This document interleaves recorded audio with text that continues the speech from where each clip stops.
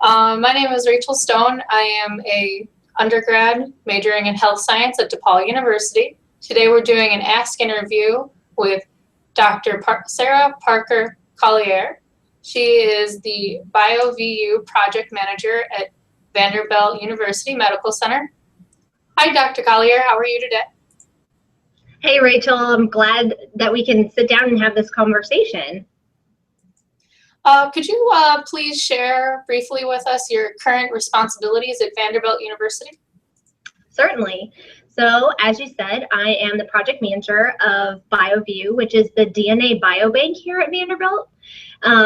We have a unique opportunity for supporting research by making leftover DNA from blood that is collected during routine clinical care at Vanderbilt available to the research community.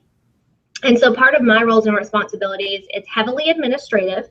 I work with investigators on scientific consultation to make sure that they are using the resource to the best of their ability. I work with other operations and core managers on campus and making sure that projects move along the course. And another part of my job entails development. So thinking about how we can make our resource more user-friendly, what kind of tools we could develop, communicating, marketing, bringing it to the masses. So I do a lot of different things under the auspices of BioVU. Wow, that sure is a lot. That's a really cool form of recycling. Indeed. Yeah. It seems that you moved from lab research to program administration and scientific consultation. What motivated that change? Do you miss conducting your own research? You know, sometimes I do.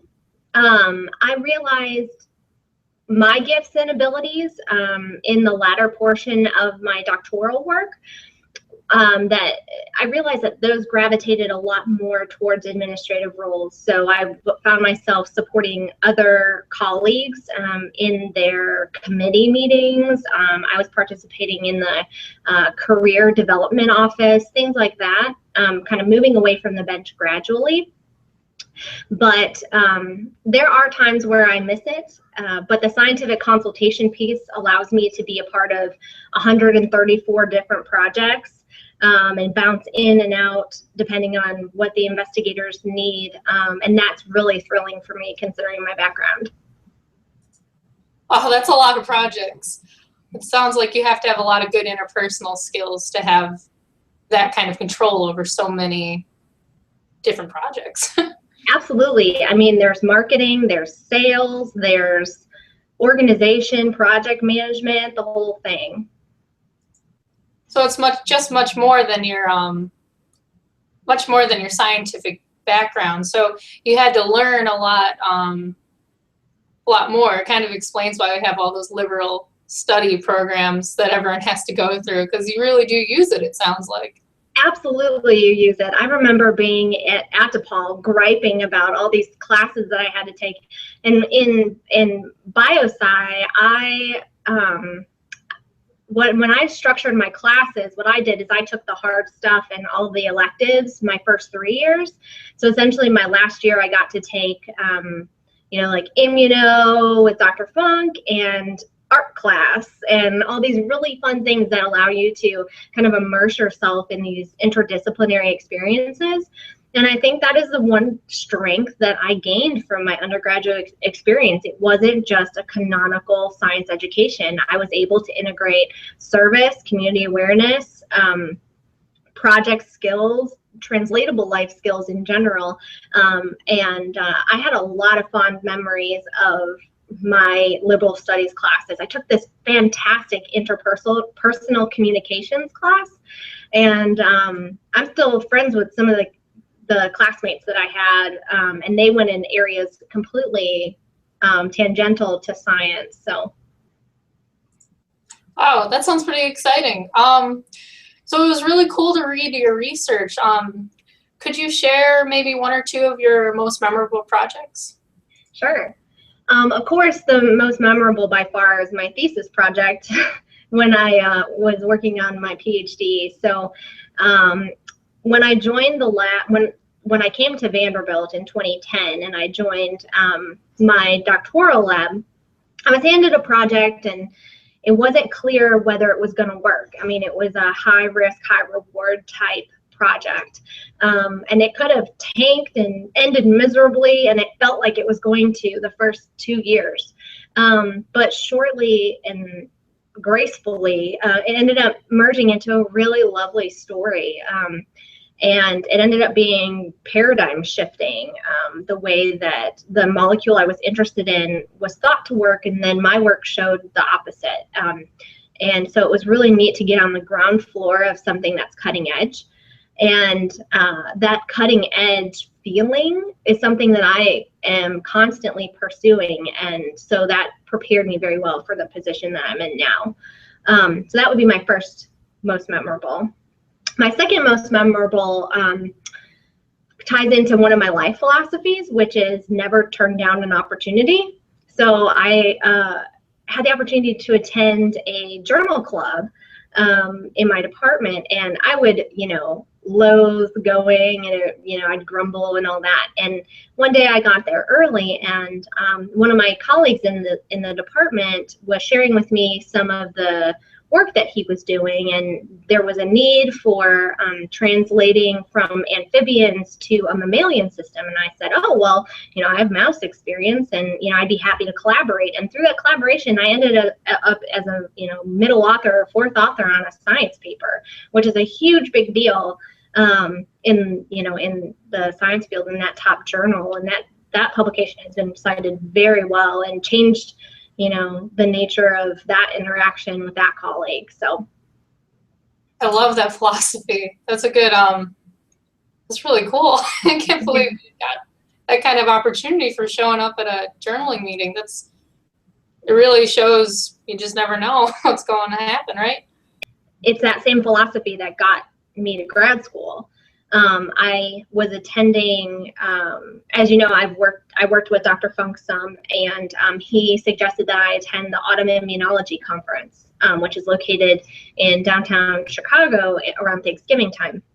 And I had already sent out my applications for graduate school. I had applied to the University of Iowa and to the University of Kentucky and to UT Southwestern in Dallas, because I had done a research internship there. And I was attending this question and answer session from a panel of PhDs who talked about, like, what could you do with your PhD? And we're a bunch of undergrads. And there was one man who picked up the microphone and introduced himself. He's like, I'm Charlie Snow. I got my PhD at Iowa. I did my postdoc at UT Southwestern. And then I am now a faculty member at the University of Kentucky. So I thought to myself, I have to talk to this person. I mean, there are 3 out of the 4 or 5 schools that I applied to. So I ended up talking to Dr. Snow, and he went back to Kentucky. And then on the following Monday, I had an interview for their graduate school program. And it was just happenstance. It's that courage to take the opportunity when you see it. Well, I think that's good advice for anyone trying to get into the field of science. It's there's a lot of people looking for just a few spots in a lot of these programs, and people with initiatives are the ones who get in. What do you think is the next scientific advancement that's going to change the face of medicine as we know it? Well, I can't share all my secrets. But I don't know if you're familiar with the idea of personalized medicine.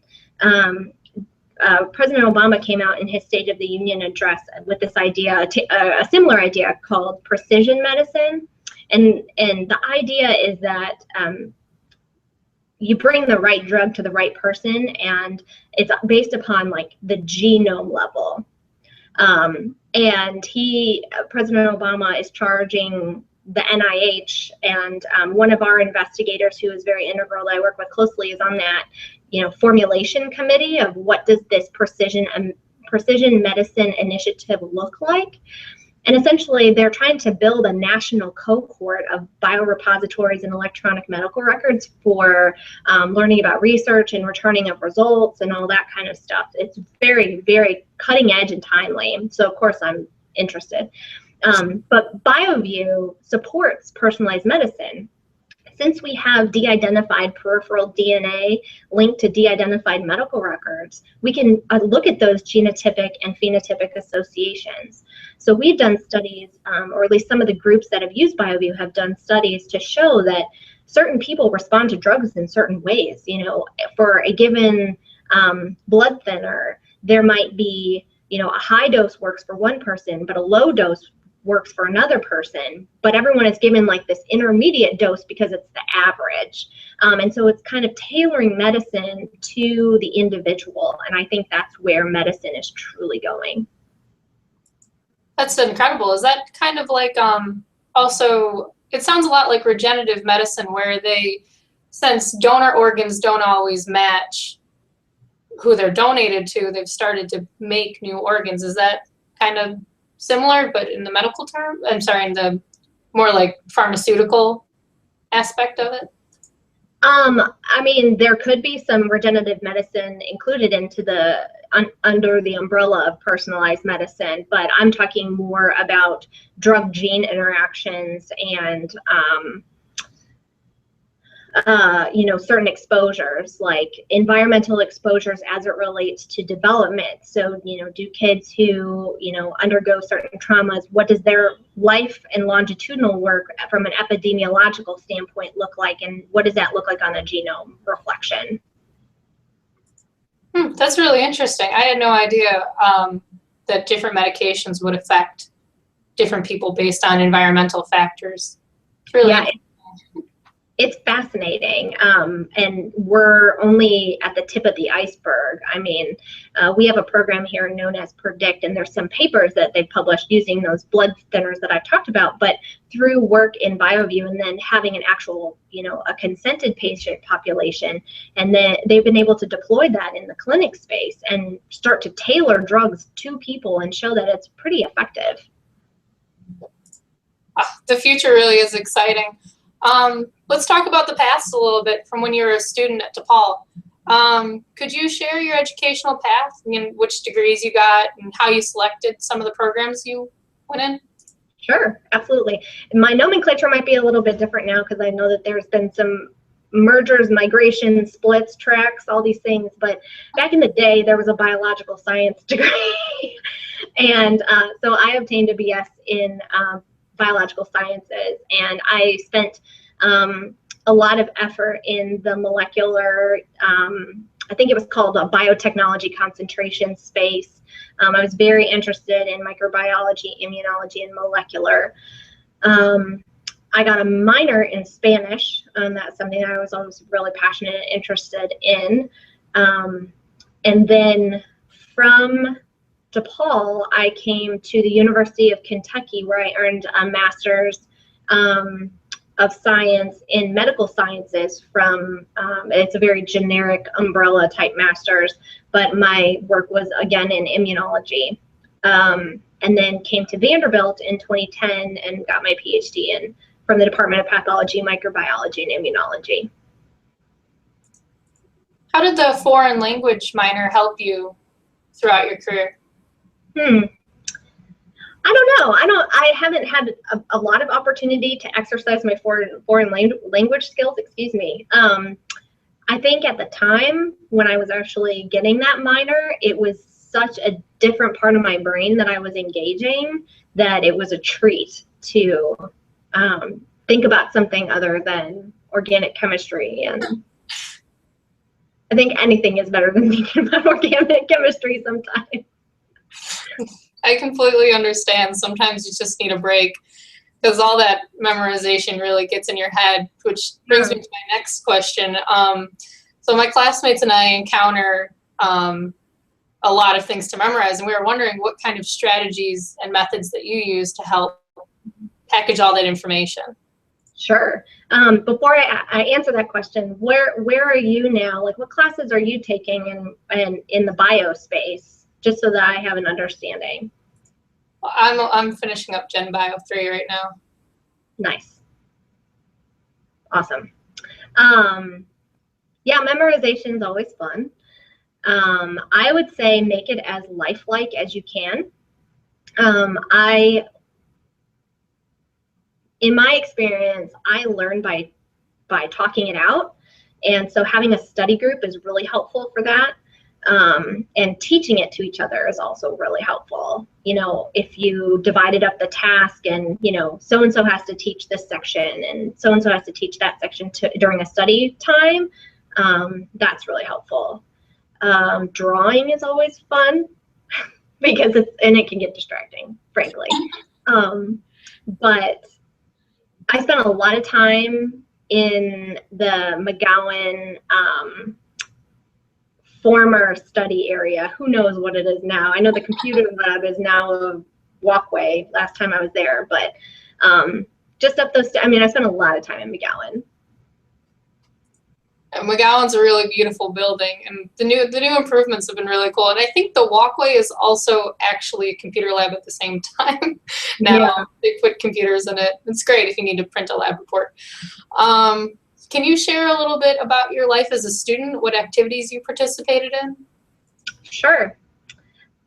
So outside of, you know, my science stuff and class, I was involved as an RA for a little while. I was involved in the Residence Hall Council, which was a lot of fun. Did a little bit, I was on campus ministry for a little while as well. So I tried to plug in wherever I could just to expand my network. I hear there's fierce elections for resident council for the res halls. Yeah. What do you wish someone told you when you were still a DePaul undergrad that we can learn from? You know, this is a very timely conversation. I actually went home. So Chicago is home. So I went home at the beginning of April and spent a lot of time in the Lincoln Park area and downtown. And what made me hurt in my heart the most was the fact that I didn't take enough advantage of the environment that I was in. I think there is a time and a place to be cautious, but I think getting out there into the community and really engaging with what the city is and what the university offers in the city is by far the most beneficial thing that I could have done that I didn't. You know, I spent a lot of time on campus and I spent time, you know, in my dorm and I had a lot of fun. But I was always a little bit reluctant to escape the DePaul bubble, you know, and I really wish I did. Looking back now, I wish I took a little bit more risk there. I understand. It's hard to get out when you have all that studying to do.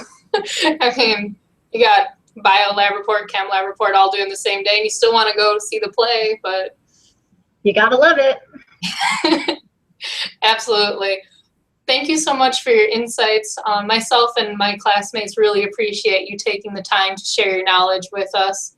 And for any students watching, if you want to connect with mentors such as Dr. Collier, you just go to ask.depaul.edu and you could find everyone. Thank you. Yeah.